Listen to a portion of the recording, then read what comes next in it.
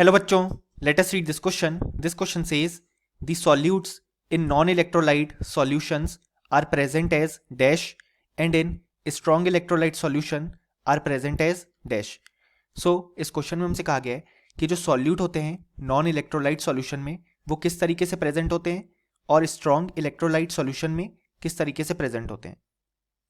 सो इस क्वेश्चन को सॉल्व करने के लिए हमें जो की कॉन्सेप्ट रिक्वायर्ड है वो है concept of electrolytes and non electrolytes.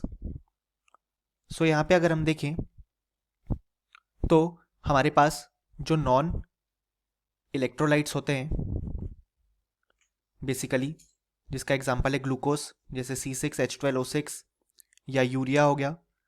सो जब हम इन्हें वाटर में डालते हैं और इनका सॉल्यूशन फॉर्म करते हैं तो ये डिसोसिएट नहीं होते हैं और अपने ही मॉलिक्यूल्स के फॉर्म में एग्जिस्ट करते हैं. सो यहाँ पे जो सॉल्यूट्स हैं, जब हम नॉन इलेक्ट्रोलाइट को सॉल्यूशन में डिसॉल्व करते हैं तो सॉल्यूट हो गए यहाँ पे ये नॉन इलेक्ट्रोलाइट, और सॉल्वेंट अभी हमने लिया है वाटर, क्योंकि हम उसे वाटर में डिसॉल्व करके उसका सॉल्यूशन बना रहे हैं. तो यहाँ पे ये जो नॉन इलेक्ट्रोलाइट्स हैं, जैसे कि एग्जांपल ग्लूकोज और यूरिया, वो एग्जिस्ट करेंगे अपने मॉलिक्यूल्स के फॉर्म में. क्योंकि ये नॉन इलेक्ट्रोलाइट हैं तो ये कोई भी डिसोसिएशन शो नहीं करते जब हम इन्हें वाटर में डालते हैं.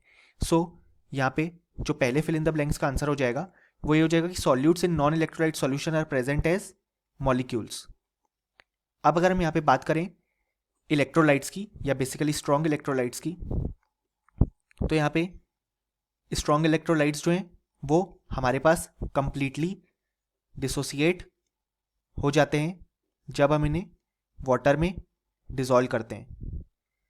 जैसे फॉर एग्जांपल NaCl को जब हम वाटर में डिसॉल्व करेंगे तो वो Na+ और Cl- में डिसॉल्व हो जाएगा.